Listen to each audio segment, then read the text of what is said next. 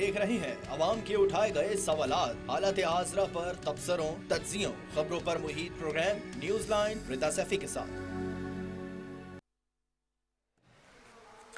बिस्मिल्लाहिर्रहमानिर्रहीम, अस्सलाम वालेकुम नाजरीन। पाकिस्तान में पेट्रोलियम की कीमतों में हालिया होशरुबा इजाफा है, जिसने पहले ही महंगाई के बोझ तले दबे हुए अवाम की मुश्किलात में मजीद इजाफा कर दिया है। आलमी कशीदगी के असरात अब बराह रास्त पाकिस्तान तक पहुँच चुके हैं और हुकूमत को सिर्फ चंद दिनों के अंदर तेल की कीमतों में नुमाया इजाफा करना पड़ा है। सवाल ये है कि इस फैसले के पीछे असल वजूहात क्या हैं और आने वाले महीनों में इसके अवामी ज़िंदगी पर क्या असरात मुरतब होंगे।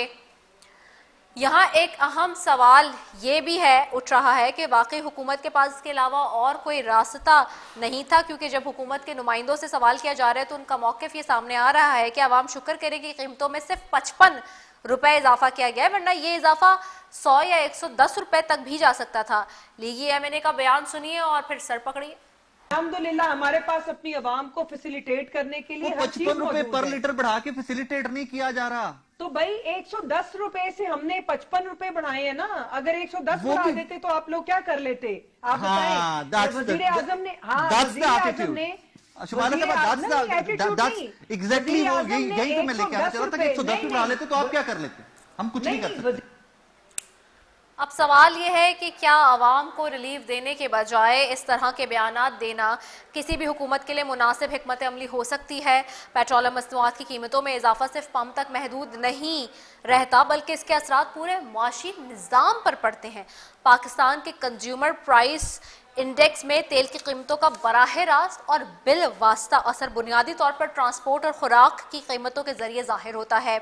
जब डीजल और पेट्रोल महंगा हो जाता है तो ट्रांसपोर्ट के अखराजात भी बढ़ जाते हैं, जिसके नतीजे में अशिया खुर्दोनोश की तरसील महंगी हो जाती है। इसका मतलब ये है कि आने वाले महीनों में आटा, सब्जियां, फल और दीगर ज़रूरी अशिया की कीमतों में मजीद इजाफा देखने को मिल सकता है।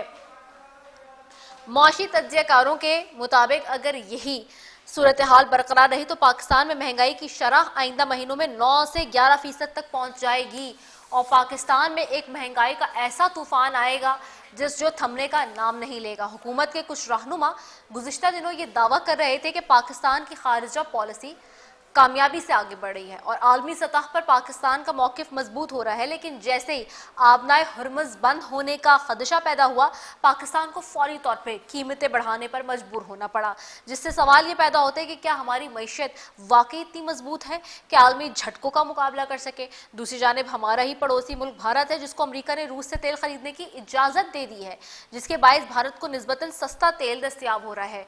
सुने ये बयान। The Indians had been very good actors. We had asked them to stop buying sanctioned Russian oil this fall. They did. They were going to substitute it with U.S. oil. But to ease the temporary gap of oil around the world, we have given them permission to accept the Russian oil. We may unsanction other Russian oil. You know, सवाल ये है कि इसके मुकाबले में हम कहाँ खड़े हैं।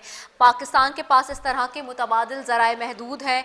अब सवाल ये है कि लीगी हुकूमत के नारे महज खोखले नारे थे और दुनिया के किसी कोने में भी जंग के बादल मंडलाते हैं तो नुकसान पाकिस्तान को ही हमेशा भुगतना पड़ेगा। सवाल ये भी है कि जंग ईरान की है, लेकिन क्या ईरान में भी इस तरह से जो है वो पेट्रोल की कीमतों में कोई फ़र्क पड़ा है? फिर सवाल यही है कि क्या महंगाई में कोई वहाँ फ़र्क आया है? तो लोग सवाल करते हैं कि बाकी दीगर ममालिक, खलीजी ममालिक हो या ईरान ख़ुद हो जो कि इस वक्त हालत जंग में है, वहाँ कोई असरात उस तरह के मुरतब नहीं हो रहे जिससे लगे कि जी माशी सूरत हाल कमज़ोर हो रही है। तो फिर पाकिस्तान में ऐसा क्यों हो रहा है जो हालत जंग में नहीं है इस वक्त ईरान, इजराइल और अमरीका की इसमें बिलवास्ता या बिलावास्ता? इसी सब पे बात करेंगे। मेरे साथ सबसे पहले मौजूद हैं सेनेटर बहरमन तंगी साहब हैं PMLN से, मेरे साथ उसामा हमजा साहब हैं MNA हैं PTI से, और मेरे साथ सेनेटर मौला बख्श चांडियो साहब हैं पाकिस्तान पीपल्स पार्टी से। सबसे पहले मैं सेनेटर मौला बख्श चांडियो साहब की तरफ जाऊँगी। मौला बख्श चांडियो साहब, बहुत शुक्रिया आपका। सेनेटर साहब, ये जो हम देख रहे हैं कि इस वक्त अफसोसनाक सूरत हाल से पाकिस्तान दो चार है, 1, 2, 3, 4 रुपये नहीं, यकदम 55 रुपए जो है वो बढ़ा दिए गए हैं फ़ी लीटर पेट्रोल की कीमतों में, जिस पे मुस्लिम लीग नून की रहनुमा अब से कुछ देर पहले आप देख रहे होंगे फरमा रही थी कि शुक्र करें 110 या 100 रुपये नहीं बढ़ाए, 55 ही बढ़ाए हैं। पाकिस्तान इस वक्त क्यों मुतासिर हो रहा है जबकि बहस ये चल रही है तमाम حلقوں میں کہ جی یہ پیٹرول تو جو اس وقت بیچا جا رہا ہے جس میں پیسے بڑھا دیے گئے 55، یہ تو پہلے کا خریدا گیا ہے، پہلے کا اسٹاک ہے، اب آئندہ جو خریداری ہوتی اس پہ سمجھ آنا تھا، اب اگر ہو گیا ہے تو آپ کیا کہیں گے؟ دیکھیں بحران ہے، اب تو پوری دنیا کو یہ بحران لپیٹ میں لے گا، کیونکہ اس میں امریکہ اور اسرائیل ملوث ہیں، تو ان کے اتحادی اور ان کے جو سون ہے، لیکن میں کوئی بین الاقوامی معاملات کا ماہر نہیں ہوں. جو حالات ہیں میں پاکستان کو دیکھتا ہوں، اگر پاکستان کے سرحدوں کے قریب ہی اگر کوئی بحران ہے تو لا پاکستان سے ضرور متاثر ہوگا، اور خاص طور پہ جو ملک سیاسی طور پر غیر مستحکم ہو، جہاں سیاسی استحکام نہ ہو، وہ تو اس کا تو مقدر ہے بحران. اور ایک بحران نہیں، کئی بحران، پاکستان کئی بحرانوں کے گزرے ہیں. اللہ تعالیٰ اس کی نجات فرمائے، آسانی فرمائے پاکستانیوں کے نصیبوں میں. لیکن میں اس بات کہنے میں گھبراتا نہیں ہوں کہ اس حکومت میں کوئی سیاسی بلوغت کا تو ثبوت نہیں دیا ہے. ابھی تیل کے معاملے میں ان کے اپنے وزیروں نے بیان کیے کہ بھائی ہمارے پاس تو بڑے عرصے کا تیل پڑا ہوا ہے، تو پھر اتنی جلدی میں ایک دن میں اتنا مہنگا کر دینا، لوگوں کو پریشانی مبتلا کرنا، یہ تو کوئی وجہ سمجھ میں نہیں آتی. یہ تو لوگوں کو خود بے چینی میں مبتلا کرنا ہے. لوگوں کا بے چین ہونا پاکستان کی اس حکومت کے لیے جو کہتے ہوں گے ہوگا بھی، یہ بے پناہ مضبوط ہے، ہوگا، میں مان لیتا ہوں، لیکن یہ بے چینی اس حکومت کو بھی بڑا پریشان کرے گی. سر اس میں ایک اور بھی بات ہے، کیا یہ آئندہ آنے والے دنوں میں بھی سن رہے ہیں کہ ایک اور بم پیٹرول حکومت تیار کر رہی ہے؟ اب لوگ سوال کرتے ہیں کہ جن ممالک اس سے افیکٹ ہو رہے ہیں وہاں ایسا کچھ نہیں ہو رہا، پاکستان میں ایسا کیوں ہو رہا ہے؟ دیدی ایسا نہیں ہے، دیدی ایسا نہیں ہے. ابھی میں نے 5 منٹ پہلے سنی ہے خبریں، خود ایران میں بھی انہوں نے تیل کی ترسیبات پر حملے کیے ہیں، تو اس کی وجہ سے وہ بھی بحران بڑھے گا. لیکن آپ دیکھ لیں، اگر تیل پیدا کرنے والے ملکوں میں ہی بحران پیدا ہو گیا تو ہم پیدا کرنے والے تو نہیں ہیں، ہمیں تو فراہم کیا جاتا ہے. ہماری تکلیف کا لامحالہ ہونا بڑا ہونا ہے اور ہمیں بحران میں مبتلا ہونا ہوگا. ٹھیک ہو گیا. میں سینٹر بہرمند تنگی صاحب آپ کی طرف آتی ہوں. سینٹر صاحب، قیمتیں آپ نے ہوش ربا بڑھا دی ہیں، اس سے مہنگائی کا ایک طوفان آئے گا. سر آخر کار کیوں اتنی قیمتیں بڑھ رہی ہیں، جبکہ یہ ماہر معیشت کہتے ہیں سارے کہ جی یہ جو پیٹرول تھا یہ تو ہم نے کم پیسوں میں خریدا تھا، تو پھر یہ اس پہ ایک دم سے پیسے کیوں بڑھائے جو اسٹاک ہے بھی ہمارے پاس 3 مہینے کا؟ اور وہ کہتے ہیں کہ جی اب آئندہ آنے والے دنوں میں جو پرچیزنگ ہونی تھی اس پہ سمجھ آ رہا تھا کہ اگر پیسے بڑھتے تو. جی بسم اللہ الرحمن الرحیم. دیکھیے، جہاں تک پیٹرول کی قیمتوں کی جو زیادہ بن گئی ہے، اور اس کے بارے میں آپ کا جو سوال ہے میں آپ کو بتاتا چلوں کہ دیکھیں، جب پورے خطے کو جنگ نے لپیٹ میں لیا ہے اور پورے خطے میں جنگ چھڑ گئی ہے، تو اگر روٹین سے کوئی حکومت اور پیٹرول کی قیمت بڑھاتے ہیں تو پھر آپ کو بھی اور مجھے بھی حق ہے، چاہے اپنی حکومت ہو یا اپوزیشن میں اگر آپ ہیں تو ہمیں حق ہوتے ہیں کہ ہم احتجاج بھی کریں. اور ہم نے احتجاج کیا بھی ہے کہ روٹین کے آپ اگر اتنا زیادہ قیمت بڑھاتے ہیں، لیکن جب پورے خطے کو جنگ نے لپیٹ میں لیا ہے، جنگ چھڑ گئی ہے، اور اس میں اگر 110 کی تقریباً آئی تھنک مجھے جو پتہ ہے کہ 110 روپے بڑھانا چاہیے تھا، لیکن حکومت وقت نے، پاکستان مسلم لیگ نون کی حکومت نے کوشش کی ہے کہ ہم 110 نہیں بلکہ 55 روپیز ڈیزل میں اور پیٹرول کے لیٹر میں اضافہ کیا ہے. تو میں سمجھتا ہوں کہ یہ دیکھیے روٹین کی نہیں ہے کہ اس نے قیمت بڑھائی ہے، اور کون سی حکومت ہوگی کہ وہ عوام پر بے جا اتنا بوجھ ڈال دے. لیکن جب حالات ایسی بن جاتے ہیں تو ان حالات میں پھر اگر قیمت نہیں بڑھاتی ہے یا آنے والے دنوں کے لیے ایک حکومت اسٹریٹجی نہیں بناتی ہے تو پھر کیا کریں گے؟ یہ تو خدا کرے کہ پاکستان، رشیا، چائنا، ترکی اور سعودی عرب اپنا ایک رول پلے کرے اور جنگ زیادہ نہ بڑھے، لیکن ایسا اللہ نہ کرے. لیکن اگر جنگ طول پکڑ لیتے ہیں اور پھر 5-6 مہینے تک یہ جنگ چڑھ جاتی ہے تو پھر آپ دیکھیں گے کہ انرجی کرائسس ہوگی، انفلیشن کرائسس ہوگی، پیٹرول کی قیمت بڑھیں گے، مختلف چیزیں مطلب کہ مختلف مشکلات سامنے آئیں گے. لیکن انشاءاللہ امید ہے کہ فیلڈ مارشل عاصم منیر صاحب اور پرائم منسٹر شہباز شریف صاحب اور اسی طرح چائنا بھی کوشش کرے کہ جنگ کو ختم کرے اور بیٹھ کے میز پر متے کے ٹیبل ٹاکس کے ذریعے اپنے جو مسائل ہے اس کو ریزالو کرے. سر مگر اس میں بڑا مودبانہ سوال یہ ہے کہ آپ نے تو قانون ہی چینج کر دیا ہے نا کہ اب ہر ہفتے جو ہے وہ قیمتیں دیکھ کے جو ہے وہ اتار چڑھاؤ اس کو اگر بڑھائی جائیں گی. 15 تک انتظار کر لیتے آپ تھوڑا سا. اور پھر دوسرا یہ کہ سر جب عالمی مارکیٹ میں جب مندی بھی عالمی مارکیٹ میں جب کمی بھی ہوتی ہے قیمتوں کی تو تب ہمارے یہاں کمی نہیں ہوتی. ہم نے ماضی قریب میں دیکھا ہے کہ کتنی دفعہ پیٹرولیم کے پرائسز عالمی قیمتوں میں عالمی منڈی میں کم ہوئے لیکن اس وقت ہمارے یہاں نہیں کم ہوئے پاکستان میں. تو پھر اس وقت بھی تو ریلیف دیا کریں نا عوام کو. بالکل آپ کی بات سے میں بالکل متفق ہوں کہ جب عالمی منڈی میں تیل کی قیمت کم ہو جاتی ہے تو حکومت وقت کی ایک مورل پروفیشنل رسپانسبلٹی بنتی ہے کہ وہ بھی اس تناسب سے اپنے ملک میں قیمتیں کم کر دے اور عوام پر بوجھ کو بھی کم کرے. لیکن بالکل اسی طرح اس حکومت نے بھی مختلف اوقات میں قیمتیں کم کی ہے. جب عالمی مارکیٹ میں تیل کی قیمت کم ہو جاتی ہے تو اس نے اپنے عوام پر بھی بوجھ کم سے کم ڈالنے کی کوشش کی ہے اور قیمتیں کم کی ہے. لیکن میں آپ کو ایک بات بتاتا چلوں کہ اس سے پہلے جو حکومت تھی پی ٹی آئی کی, آپ اس وقت کی جو فوٹیج ہے یا جو تقاریر ہے اور جو سلیکٹڈ پرائم منسٹر نے کی تھی یا اس وقت جب ان کے خلاف عدم اعتماد آ رہا تھا تو اس سے تقریباً ایک ہفتے پہلے اس کے فینانس منسٹر اور اس نے مل کر جو ایک پریس کانفرنس کیا تھا کہ اس وقت جو قیمت ہے یہ 310-350 روپے تک پہنچ سکتی ہے ایک مہینے بعد. تو میں آپ کو بتا دوں کہ اس وقت سے لے کے ابھی تک جو پاکستان مسلم لیگ نون کی حکومت ہے اس نے جو پرائسز تھے اس نے مینٹین رکھا. اس نے کوشش کی ہے کہ وہ کم سے کم بوجھ ڈالے عوام پہ. لیکن ابھی جو جنگ کے وقت ہے اور جنگ میں اگر 55 روپے فی لیٹر اضافہ ہو چکا ہے تو ہم پی ٹی آئی والے لوگ نہیں ہے کہ ہم جو مشکل ہے ان کو عوام تک نہ پہنچا دے یا جو غلطی ہے اس کو ایکسیپٹ نہ کرے. میں سمجھتا ہوں کہ اس وقت ضرورت اس بات کی ہے کہ جو 3-4 کنٹریز ہیں وہ مل بیٹھ کر ان حالات کو قابو میں رکھے, حالات کو سازگار رکھے, جنگ کو کم سے کم رکھے, جنگ کو ختم کرے. تو انشاءاللہ میں سمجھتا ہوں کہ جب عالمی مارکیٹ میں قیمتیں کم ہو جائے گی تو پاکستانی حکومت, پاکستان مسلم لیگ نون کی جو حکومت ہے وہ عوام پر بھی اس مناسبت سے قیمت اور جو بوجھ ہے وہ کم کریں گے.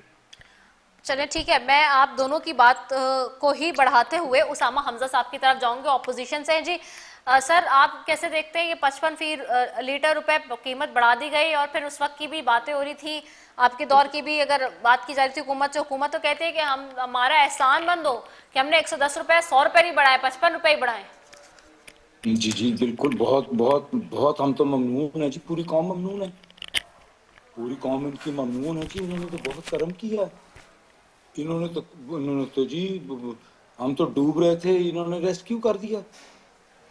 یہ میرے بھائی یہ مولا بخش چانڈیو بھائی نے کچھ سچ بولے ہیں, اعتراف کیے ہیں, خوش آئند ہیں. لیکن پرابلم یہ ہے یہ پیچھے پہ ہم کیوں ملبہ ڈالتے ہیں. یہ انہوں نے سلیکٹڈ وزیر اعظم کا محترم بہرامند تنگی صاحب نے, تو میں بتا دوں وہ جس کو یہ سلیکٹڈ کہتے ہیں اس کے دور میں تو جب 108 لیٹر تھا, 110 لیٹر تھا اس کی پر بیرل, تب 151 تھا ریٹ. اب 60-62 کے اوپر اگر 322 پر 300 اور پھر اس کو 55 پہ بڑھا دینا, تب تو یہ پوسٹر لے کے آتے تھے 2 روپے کی اضافے کے بعد کہ اگر 2 روپے اضافہ ہے تو وزیر اعظم چور ہے, تو 55 روپے اضافے کے اوپر یہ کیا فرمائیں گے. بات یہ نہیں ہے رضا بہن, بات یہ ہے میں بڑے مؤدبانہ انداز میں اپنے, میرے سے بہت سینئر ہیں یہ بہرامند تنگی صاحب جو ہیں, یہ نون سے ان کا تعلق ہے. نون میں ابھی بھی راجہ ظفر الحق صاحب ان کے چیئرمین ہیں, انتہائی زیرک اور دردمند انسان. آپ ان سے رہنمائی کیوں نہیں لیتے؟ آپ جاوید ہاشمی سے رہنمائی کیوں نہیں لیتے؟ آپ سعد رفیق کو کیوں نہیں پوچھتے؟ آپ کا تو قبلہ کعبہ ہی کچھ اور ہے. پرابلم یہ ہے اس وقت ان کے سینے میں دل نہیں ہے, پتھر سے بھی سخت کوئی چیز ہے. ادھر آگ لگی ہوئی ہے, صرف رمضان کی وجہ سے انہوں نے تھوڑا سا وقفہ کیا ہے. اور محترمہ ہماری جو قوم کی ماں ہے, ان کی چیف منسٹر ہیں پنجاب کی, وہ عید کے فوراً بعد, رمضان المبارک کے بعد ہارس اینڈ کیٹل شو کا انعقاد کرنے جا رہی ہیں لاہور میں 3.5 ارب کی لاگت سے, اور 60 کروڑ روپیہ اس کی اناگرل سیریمنی پہ ہوگا. روم جل رہا تھا, نہرو بانسری بجا رہا تھا. ملکہ سے پوچھا جی روٹی نہیں ہے, ملکہ نے کہا وہ آپ ڈبل روٹی کھا لو, آپ کیک کھا لو. یہ کن حالات میں میرے بھائی ہم رہ رہے ہیں؟ لوگ مر رہے ہیں بھوک سے, افلاس سے, پولرائزیشن بڑھ رہی ہے. ہمارے مولا بخش چانڈیو بھائی پیپلز پارٹی سے ان کا تعلق ہے, یہ سچ بولتے ہیں, پورا سچ نہیں بولتے. ملک ایک سٹیٹ کے اندر تعلیم, انصاف اور صحت, تینوں چیزیں پرائیویٹائز کر دی ہیں. جس کے پاس پیسہ ہے انصاف لے لے, جس کے پاس پیسہ ہے تعلیم حاصل کر لے, اور جس کے پاس پیسہ ہے وہ اپنا باقی تیسرا وہ جو آپ کو پتہ ہی ہے جو انصاف کا کیا عالم ہے, تعلیم کا اور صحت کا. یہ خدا را پاکستان ایک حقیقت ہے جو کلمہ لا الہ الا اللہ کی بنیاد پہ حاصل ہوا. بابا قوم نے ایک ناممکن کو ممکن کر دکھایا. ہم اگر اپنی پالیسیاں اپنی بنائیں گے تو پھر تو ٹھیک ہوگا, لیکن اگر 17 سیٹوں والوں کو اگر ہم حکومت دیں گے تو وہ ان کے لیے, ان کو پتہ ہے کہ جنہوں نے حکومت دی ہے وہ تو عوام کو تو نہیں سوچیں گے. یہ اس وقت ایران کے اندر جو صورتحال ہے, حلفاً کہتا ہوں اس جیسی یہ ایک وہ کربلا برپا ہے یہ جدید دنیا کے اندر, جس کو ہم صرف بیٹھ کے تماشا دیکھ رہے ہیں. اور اسرائیل اور امریکہ کو اگر یہاں تک پہنچنے کی جرت ہوئی تو ہمارا وہ اکارڈ کے اندر شامل ہونا تھا. میں مطالبہ کرتا ہوں فور اس اکارڈ سے باہر آیا جائے, جس کے بارے میں اسحاق ڈار صاحب فرماتے ہیں. میں ان کو آپ کو ان کی سٹیٹمنٹ بھیج دیتا ہوں, ان کا ویڈیو بیان دے دیتا ہوں. وہ کہتے ہیں جی ہم نے تو امریکہ کے ساتھ معاہدہ کیا ہے, اس نے اگر اسرائیل کے ساتھ معاہدہ کر لیا, ہم نے ڈائریکٹ اسرائیل کے ساتھ تو نہیں معاہدہ کیا. یہ تسبیح کے تانے ٹوٹنے نہ دیں.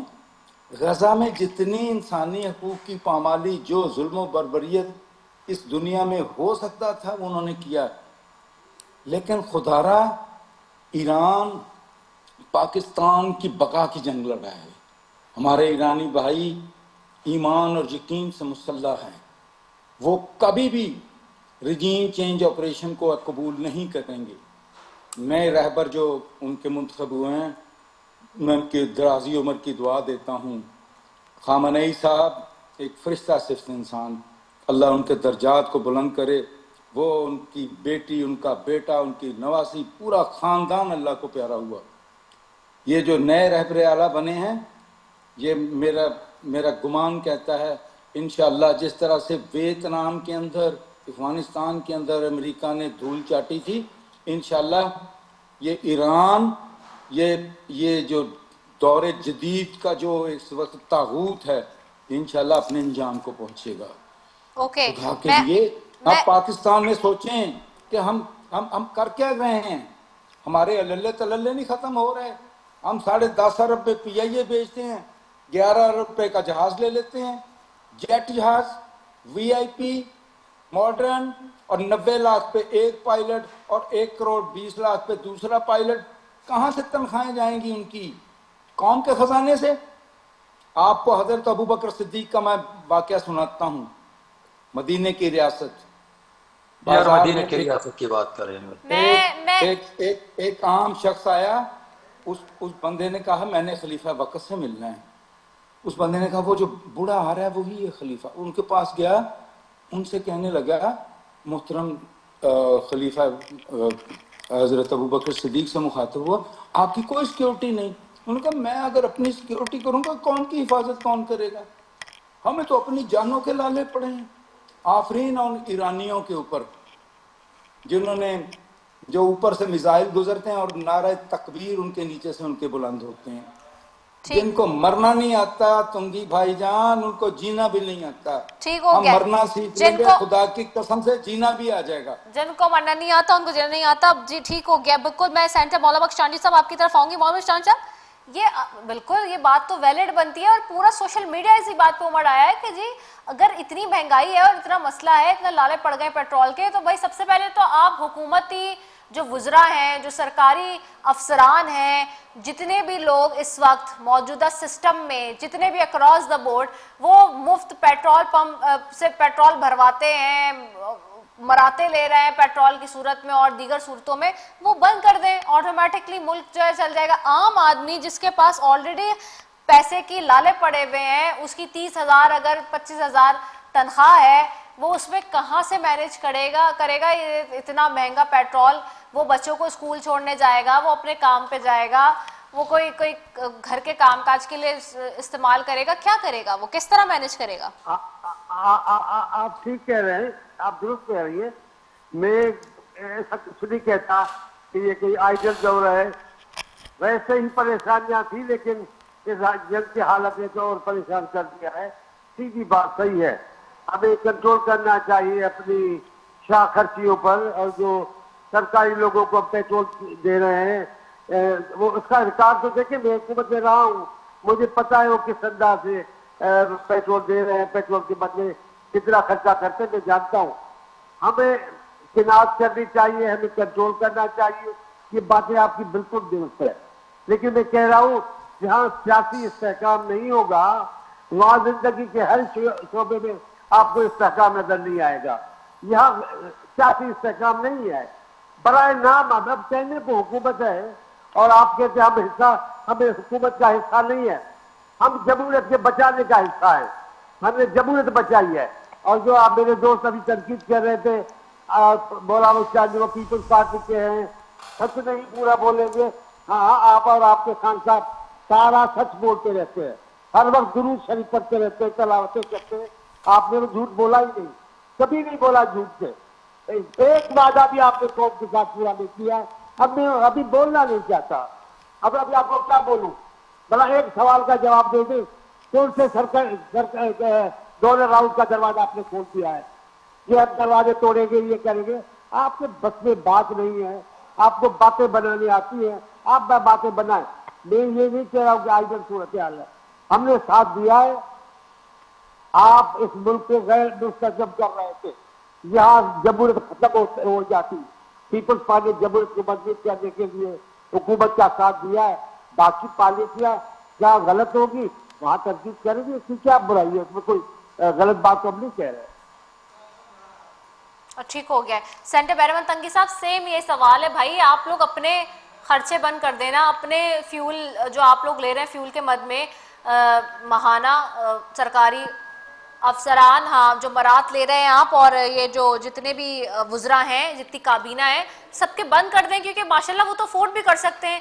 لیکن میرا وہ بھائی، میری وہ بہن، میرے وہ ماں باپ کی جتنے جو ہیں اس وقت لوگ بزرگ جو اس وقت ملک میں کئی ان کے گھر میں اگر روٹی کے لیے نہیں ہے، ان کا کوئی کمانے والا 30,000 روپے کی نوکری کر رہا ہے، میرے وہ عام لوگ، عام آدمی، اگر عام انسان جو ہے وہ اتنے اس پہ تنخواہوں پر ہے جس سے اس کا گزر بسر ہی بہت مشکل سے ہو رہا ہے، اس پہ کیوں یہ بوجھ ڈال رہے ہیں سر؟ اس سے کیا قصور کیا ہے؟ میں اگر آپ مجھے 2 منٹ دیتے ہیں تو میں آپ کے سوال کی طرف بعد میں، لیکن میں جو پی ٹی آئی کے ساتھی ہیں میں اس کے سوال کو جواب دینا چاہتا ہوں. میں آپ کے سوال کا جواب بالکل دوں گا. دیکھیے میرے بھائی نے کہا تھا کہ 17 سیٹوں والے نے یہ کیا، 17 سیٹوں والے حکومت نے یہ کیا. تو میں اپنے بھائی کو یاد دلانا چاہتا ہوں اور آپ کے چینل کے توسط سے ان کو آئینہ بھی دکھانا چاہتا ہوں.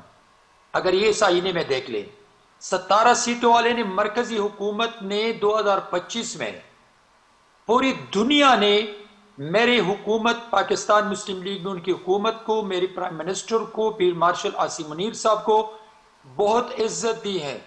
اسلامی ممالک نے، ہمسائے ممالک نے اور ترقیاتی ممالک نے پاکستان کے وزیر اعظم کو اور پاکستانی حکومت کو ریکگنائز کر کے پاکستان کی اہمیت کو محسوس کرتے ہیں. اور آج پوری دنیا کی نظریں پاکستان پہ ہیں، پاکستان کے پرائم منسٹر پہ ہیں، فیلڈ مارشل عاصم منیر صاحب پہ ہیں. جس کنٹریز کے پہلے سلیکٹڈ پرائم منسٹر وزٹ کرتے تھے تو اس ملک میں اس نے پاکستان کی تمام لیڈرشپ کو چور ڈاکو لٹیرا کہہ کر، پھر اس کے بعد جب اس نے کہا تھا کہ میں قرضہ نہیں لوں گا، میں کچکول توڑوں گا، تو پھر اس حکومت کے سامنے کچکول رکھ کے بھیک مانگتے تھے اور اس ملک سے وہ خالی ہاتھ واپس آتے تھے، لیکن اس ملک میں اپنی ملک کو بدنام کر کے واپس آ جاتے تھے.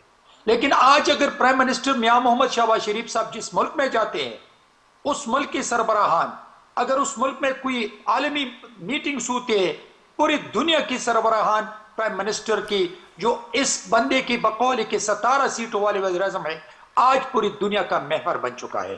آج 2025 سے لے کے آج تک پاکستانی حکومت کا اور فیلڈ مارشل عاصم منیر صاحب کا کردار پوری دنیا نے ایکسپٹ کیا ہے. آپ پنجاب میں 17 سیٹوں والوں کو دیکھ لیں کہ شرم آتی ہے ان لوگوں کو کہ چیف منسٹر مریم بی بی کے بارے میں یہ کہتے ہیں. پوری دنیا آج متعارف ہے، اس نے پوری دنیا میں ثابت کیا کہ she is the chief minister and she is capable for this position. اس نے ثابت کیا، اس نے پنجاب کی عوام کو ان کی دہلیز پر ان کا حق پہنچایا، لیکن ان کو بات کرنے کے علاوہ ان کے پاس ہے نہیں. ابھی میں آتا ہوں آپ کی 95 سیٹوں والی وزیر اعلیٰ کی، جو ایک کرپٹ، ایک سیاسی نابالغ، ایک نکما، ایک سیاسی نہ سمجھ چیف منسٹر، جو قوم کے سامنے کھڑے ہو کے کہتے ہیں کہ مجھے تو ووٹ اس لیے نہیں دیا کہ میں عوام کی خدمت کروں، میں صوبے سے دہشت گردی کا خاتمہ کروں، میں ہیلتھ کے لیے کام کروں، میں ایجوکیشن کے لیے کام کروں، میں غریبوں کے لیے کام کروں، میں تو مجرم قید 804 کی رہائی کے لیے مجھے ووٹ دیا ہے. آج خیبر پختونخوا میں 17 سال ہے جو کہ آج جو 95 ارب ڈالر جو قرضہ تھا آج 900 ارب روپے تک پہنچ گیا. 800 ارب روپے ہم نے وار اینڈ ٹیرر کے لیے دیے تھے جو کہ اس کا کچھ پتہ نہیں ہے. آج ہم نے 2 ارب روپے پشاور بیوٹیفیکیشن میں اور 2 ارب روپے تیرا متاثرین کے لیے دیے تھے جو کہ اس میں کم از کم 2.5 ارب روپے کہ اس نے کرپشن کیے. تو میں 95 سیٹ والی حکومت کے بارے میں آپ کو بتا دوں کہ آپ کا چیف منسٹر آج طالبان رجیم کا نمائندہ بن گیا ہے. وہ ثبوت مانگتے ہیں. اگر یونائٹڈ نیشن کہتے ہیں کہ وہاں پر افغانستان کی زمین پاکستان کے خلاف استعمال ہو رہا ہے، یہاں پر اگر خودکش حملے ہوتے ہیں اس میں جو مردار ہوتے ہیں وہ طالبان رجیم ہے، اگر یہاں پر خودکشی دہشت گردی میں پکڑ جاتے ہیں وہ افغان نمک حرام ہوتے ہیں. لیکن آپ کا نکما چیف منسٹر کہتے ہیں کہ ثبوت دے دے. آپ کا نالائق اسپوکس پرسن کہتے ہیں کہ ٹی ٹی پی تنظیم جو ہے وہ دہشت گرد تنظیم نہیں ہے. تو میں 95 سیٹ والی حکومت کے بارے میں کون کون سے کارنامے آپ کو بتا دوں. آپ کو میں بتا دوں کہ آج سیدرن زون کے لوگ شام کے مغرب کے اذان کے بعد لوگ گھروں سے نہیں نکلتے ہیں. 80% انکریز ہو چکے ہیں دہشت گردی، جس میں نمک حرام افغانی شامل ہے. لیکن آپ کا نکما چیف منسٹر، آپ کا کرپٹ چیف منسٹر، آپ کا سیاسی نابالغ چیف منسٹر، آپ کا نالائق چیف منسٹر آج بھی وہ طالبان رجیم کا نمائندہ بن کے کہتے ہیں کہ افغانیوں کو مت نکالو. جو افغانی میری پراپرٹی پہ قابض ہے، جو افغانی میری بزنس پہ قابض ہے، جو افغانی میری کرائم میں انوالو ہے، جو افغانی میری دہشت گردی میں انوالو ہے، آپ کی پارٹی اور آپ کا چیف منسٹر کہتے ہیں کہ افغانیوں کو مت نکالے. یہ آپ کی 95 سیٹ والی چیف منسٹر ہے. لیکن میری 17 سیٹ والا چیف منسٹر اور میرا 17 سیٹ والے پرائم منسٹر آج پوری دنیا میں سیاست کا محور بن چکا ہے. لیکن بدقسمتی سے آپ کو شرم نہیں آتی ہے، آپ باتیں کرتے ہیں، آپ صرف الزامات لگاتے ہیں. آئے آپ کو میں چیلنج کرتا ہوں اس چینل کے توسط سے میرے ساتھ ٹاک شو پہ بیٹھے 1 to 1، اور میں آپ کو چیلنج کرتا ہوں جو اگر بلین سونامی ٹری میں ایک رینڈملی ایک ڈسٹرکٹ لیتے ہیں، اگر بیاٹی کا لیتے ہیں، اگر ملنجم کے لیتے ہیں، اگر کوہستان اسکینڈل کو لیتے ہیں، کروڑوں روپے کی کرپشن آج تک آپ کر رہے ہیں، اور اس میں مجرم قید 804 کی رہائی کے لیے قوم کی دولت کو جو 18 امینڈمنٹ کے بعد جو اربوں روپے ہے وہ مجرم قید 804 کی رہائی پہ خرچ کرتے ہیں، وہ اسٹریٹ موومنٹ پہ خرچ کرتے ہیں، وہ جلسوں پہ خرچ کرتے ہیں، وہ جلوسوں پہ خرچ کرتے ہیں. اور آپ کا نکما چیف منسٹر کہہ رہے ہیں کہ مجھے تو لوگ ووٹ اس لیے نہیں دیا کہ میں عوام کی خدمت کروں، مجھے تو ووٹ دیا اس لیے کہ میں مجرم قید 804 کی آنکھ پر سیاست کر کے ان کی رہائی کے لیے کام کر دوں. شرم نہیں آتی آپ لوگوں کو؟ آپ لوگ یہ سوچ رہے ہیں کہ میں کیا کہہ رہا ہوں؟ نہیں کیوں بس کروں؟ آپ کو آئینہ دکھاتا ہوں اور اس آئینے میں آپ دیکھ کر کے اس آئینے میں آپ اپنا چہرہ دیکھ کر کے مجھے جواب دے دیں کہ آپ 95 اچھا ٹھیک ہے، اب میرے سوال کا جواب بھی دے دیں. ٹھیک ہے بہرمند تنگی صاحب میرے سوال کا بھی جواب دے دیں. چلے یہ آپ نے ریبٹل دے دیا ان کا. جی جی آپ مجھ سے مخاطب نہیں نہیں میں بہرمند تنگی صاحب سے کہہ رہی ہوں. بہرمند تنگی صاحب میرے سوال کا بھی جواب دے دیں. آپ نے ریبٹل دے دیا ان کا، میرے سوال کا جواب بھی کوئکلی دے دیں. جی ابھی آپ کے سوال آدمی ہے، اپنی زبان پہ سوال کے پر جو میں آتا ہوں اپنی زبان پہ غور کریں. آپ اتنے ہائپر کیوں ہو رہے ہیں؟ میں ہائپر نہیں ہوں، میں ہائپر نہیں ہوں. میں آپ جیسے لوگوں کی جو چہرہ ہے مسا شدہ چہرہ، اس پہ مجھے ترس آتا ہے کہ آپ جھوٹ بولتے ہوئے آپ کو احساس ہی نہیں ہے کہ ہم کیا بولتے ہیں. آپ میرے ساتھ one to one talk show کریں، موازنہ کریں. بہرمند تنگی صاحب میرے سوال کا تو جواب دے دیں، بس کریں. شام کو تشریف لائیں میرے پاس، افطاری کریں، آ کے بیٹھیں گے. میں افطاری کی نہیں، ٹاک شو پہ عوام کے سامنے ہم دونوں بیٹھ کے عوام کے سامنے عوام کو سب پتا ہے.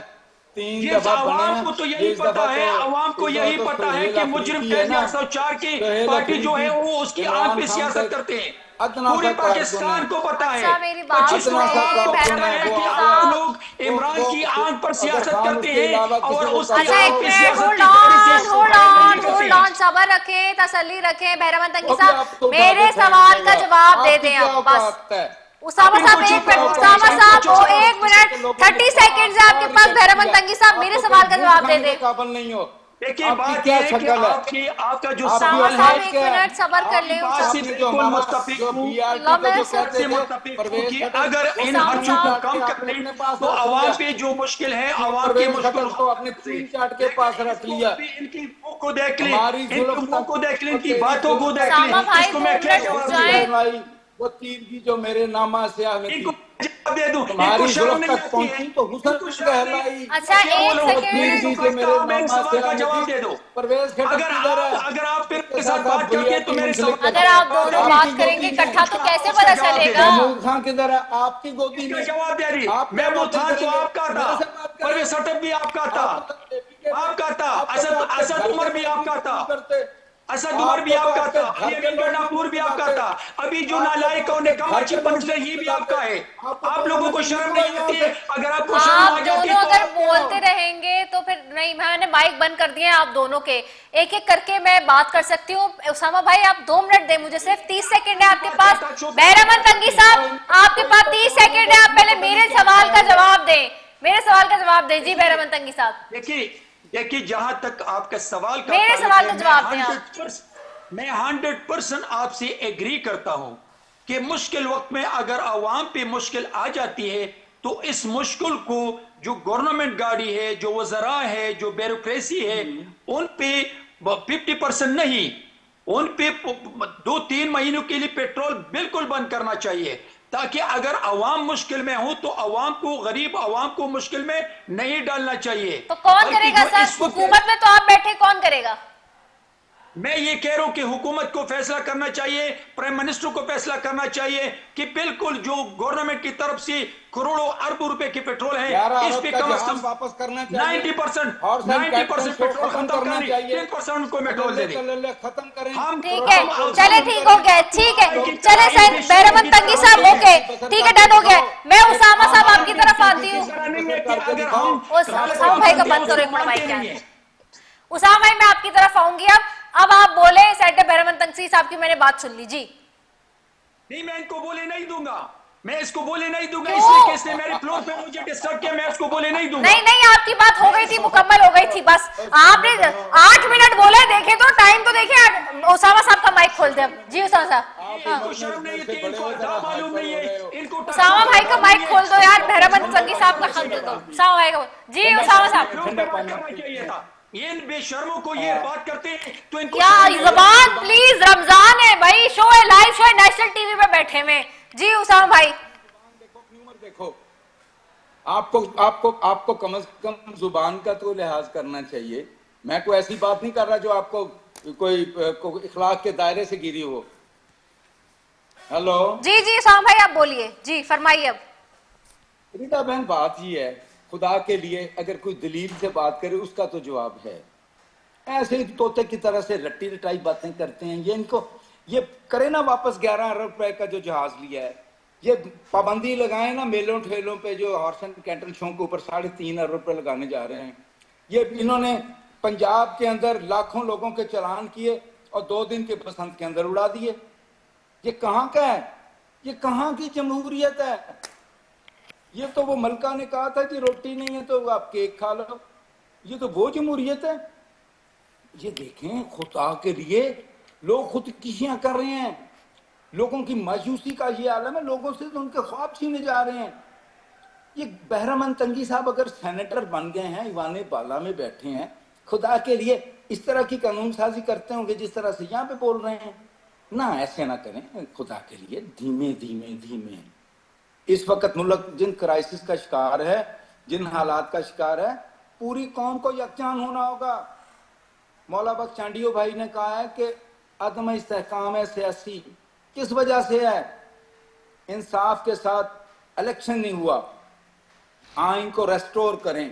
آئین کو وہ جو 1973 کا متفقہ آئین تھا اس کو ریسٹور کر, اس کا تو چہرہ مسخ کر کے رکھ دیا ہے پیپلز پارٹی اور نون لیگ نے.